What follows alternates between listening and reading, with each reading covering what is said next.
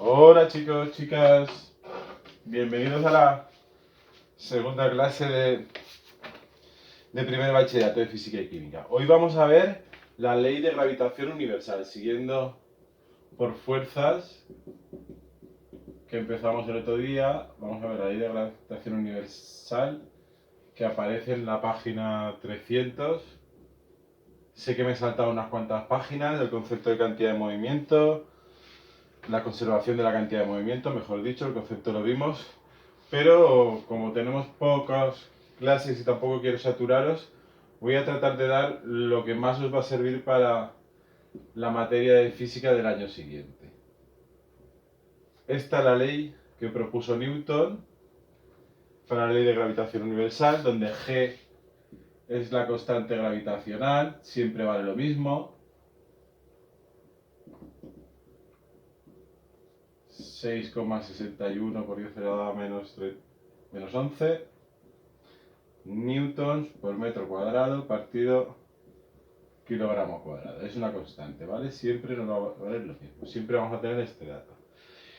¿Qué vamos a obtener con esto? Pues vamos a obtener la fuerza de atracción entre dos cuerpos. ¿De qué va a depender la fuerza de atracción? Va a depender de la distancia, de la masa m y de la masa m'. ¿Vale? Eso es lo que dice la ley.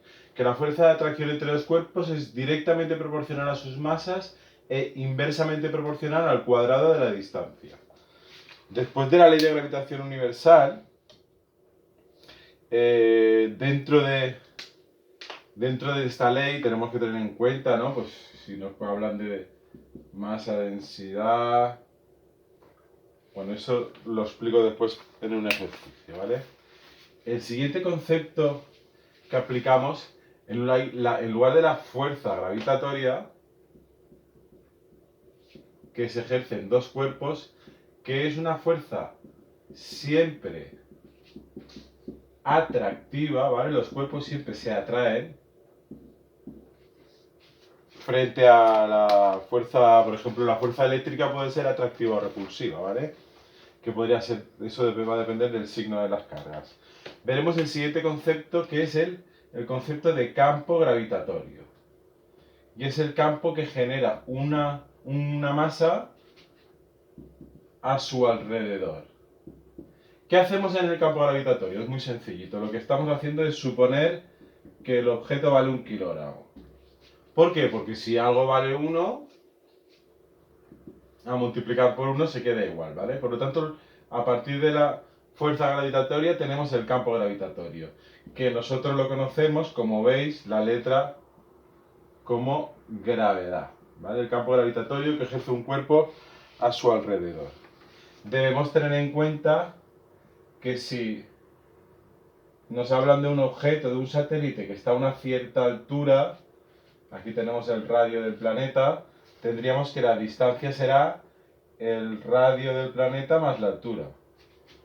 Mientras que aquí era la distancia entre los dos centros, ¿vale? Si tuviésemos aquí un ejemplo de dos cuerpos que están pegados, aquí tenemos el radio grande, aquí tenemos el radio pequeño, aquí en este caso la distancia entre ambos sería la suma de radios, ¿vale? O nos dan la distancia o nos dicen los radios para que los podamos sumar. Esto por un lado. Ahora, después seguimos con las leyes, o con la ley de Kepler, que tiene dos consecuencias. Primero voy a hacer las dos o tres explicaciones. Que se cae. Dos o tres explicaciones teóricas, ¿vale? Y después haré algún ejercicio y os mandaré las tareas. Para explicar la ley de Kepler voy a necesitar más pizarra. ¿Qué tal? ¿Cómo lo estáis pasando? Como me comentan los alumnos de formación básica, qué silencio hay en clase, ¿no? Acostumbrados a estar todo el rato, venga, va, callaos. Qué bien. Espero que vayáis viendo la luz al final del túnel, y al final del vídeo os quiero comentar un par de canales de YouTube que he visto, un par de documentales muy interesantes desde el punto de vista científico, ¿vale? No desde el punto de vista de Donald Trump, de beber lejía para desinfectarse por dentro, que parece mentira porque Lo dice el presidente de Estados Unidos y al día siguiente hay infectados. Hay gente intoxicada en los hospitales. No creáis que la gente es tonta, ¿eh? Lo que ocurre es que la gente sabe que tiene la enfermedad y está tan desesperada por buscar una cura cuando están los hospitales en Estados Unidos llenos que hace lo que sea. No es porque sean tontos. Espero. Vale, para las leyes de Kepler del movimiento planetario, ya sabéis que Kepler fue el discípulo matemático que interpretó los datos de su maestro. Su maestro interpretó unas cosas y él cogió solo sus observaciones de la posición de los planetas y dedujo una gran ley, ¿vale? La ley que dedujo Kepler fue que el periodo al cuadrado de revolución de un planeta es igual a 4pi cuadrado partido la constante gravitacional por la masa del Sol. Estamos hablando de orbitar alrededor del sistema solar, aunque se cumple en el resto, por el radio al cubo. Y nos dijo que esto era una constante, que se cumplía en todos los casos. De aquí podemos obtener que el periodo al cuadrado partido por el radio al cubo siempre va a ser constante. Y vamos a poder comparar el periodo de Marte partida la distancia, ¿vale? Una R, la distancia que está a Marte ha de ser el mismo que, por ejemplo, el periodo de Júpiter partido el radio de Júpiter al cubo, el radio de movimiento. ¿Vale? Esta sería una aplicación de la ley de la constante. Después, una forma de trabajar con esta ley sería si igualamos, ¿no? Cuando nosotros tenemos un cuerpo, un planeta, y queremos calcular su masa,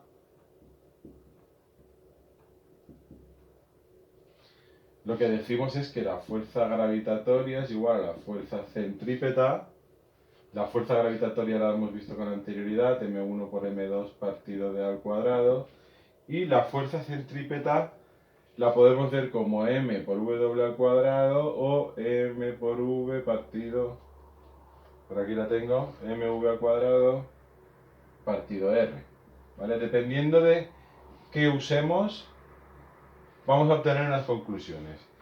Con esta fórmula vamos a obtener, como masa se irá con masa, vamos a obtener que la masa del planeta se puede calcular a partir de 4pi cuadrado r cubo partido g, constante gravitacional, por periodo al cuadrado. Algunos os preguntaréis, ¿y de dónde ha salido el 4pi cuadrado? 4pi cuadrado sale de la relación entre la velocidad lineal y la velocidad angular, y sabiendo que la velocidad angular w es igual a 2pi partido por el periodo o 2pi por la frecuencia. La f cabe por ahí justo. Entonces nosotros donde tenemos w ponemos esto, despejamos y nos sale la masa del planeta, ¿vale? Sin embargo, si en lugar de utilizar estas dos relaciones usamos esta relación, igualamos la fuerza gravitatoria a la fuerza centrípeta, pero en la expresión de velocidad lineal, lo que podemos obtener es la velocidad a la que orbitan los satélites alrededor de un planeta. ¿Vale? La velocidad a la que orbitan los satélites alrededor de un planeta, lo mismo, despejando, tachando las m's, esta distancia se va con esa, tenemos la velocidad al cuadrado, al despejarla aparece una raíz cuadrada, tenemos la constante gravitacional, tenemos la masa del planeta, la masa de la Tierra o la masa del planeta que estemos hablando, y tenemos la distancia abajo. ¿Vale? Con esta fórmula, constante gravitacional por masa del planeta partido de radio, podríamos averiguar la velocidad orbital. Con ello, con estas tres fórmulas, voy a hacer tres ejercicios. Bueno, no los voy a hacer, voy a plantear dos o tres y os voy a dejar a vosotros, ya sabéis. Bueno, os dejo un segundo, 1, 2, 3. Voy a plantear algunos ejercicios del tema para que después vosotros intentéis, con la explicación que os he dado, con la explicación del libro y sabiendo que me podéis preguntar por el correo de GVA, por Ítaca o por el canal de WhatsApp, o dejarme las preguntas en este mismo canal de YouTube, resolver las tareas para el día que os diga, ¿vale? Yo el primer ejercicio que he intentado es el 9, bueno, no es que los haya intentado, en realidad los he planteado.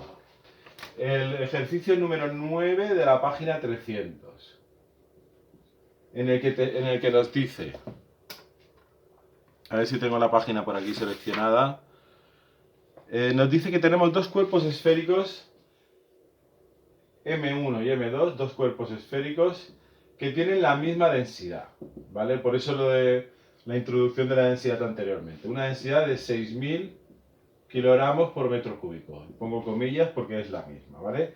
Mientras que nos dice que uno, sabiendo que un radio es el triple que el otro. Metro cúbico, si hablamos de 1 y de 2, nos dice que el radio de uno es el triple que el radio del otro.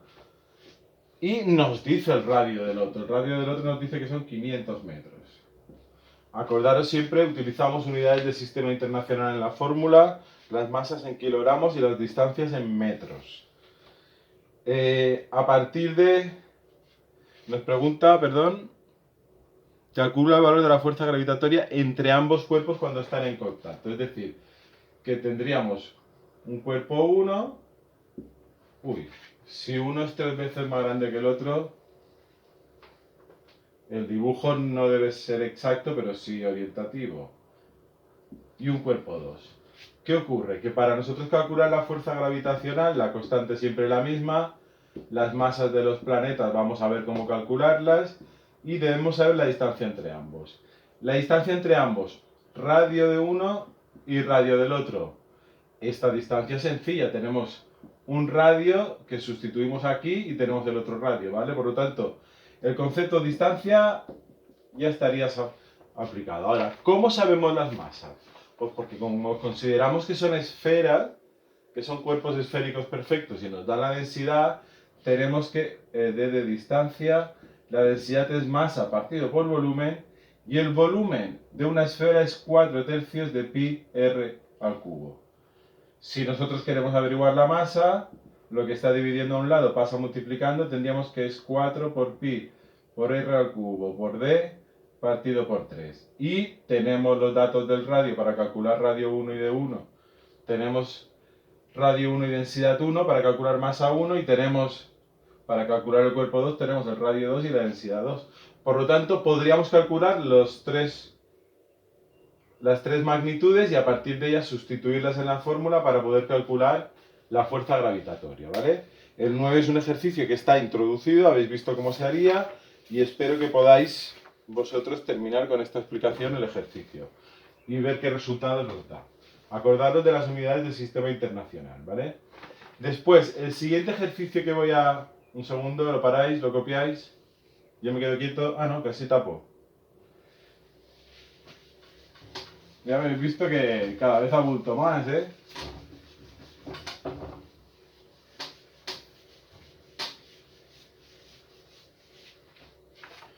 El siguiente ejercicio que voy a tratar de explicar cómo se haría sería el 12. 12 de la página siguiente, el 12 de la página 301.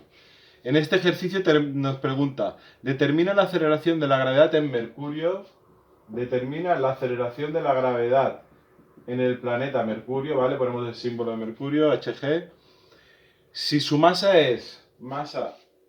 de Mercurio es 0,055 veces la masa de la Tierra. MT, mayúscula, ¿vale? Masa terrestre. Estos son los datos que nos están dando. Y si sabemos que el radio de Mercurio es 0,038, no, 0,38 veces el radio de la Tierra. Para poder aplicarlo. Nos dan algún dato más. En estas condiciones nos pregunta primero la gravedad y después hasta qué altura llegaría un objeto que es lanzado en Mercurio si ese mismo objeto, al ser lanzado en la Tierra, bueno, si al ser lanzado, sí, a la altura a la que llegaría un objeto en Mercurio con la misma velocidad inicial que en la Tierra, si cuando lo lanzamos en la Tierra se eleva 20 metros. Si en la Tierra el objeto recorre una distancia de 20 metros. ¿Qué ocurre? Para poder hacer este ejercicio, en principio, los datos que nos dan no los podemos utilizar.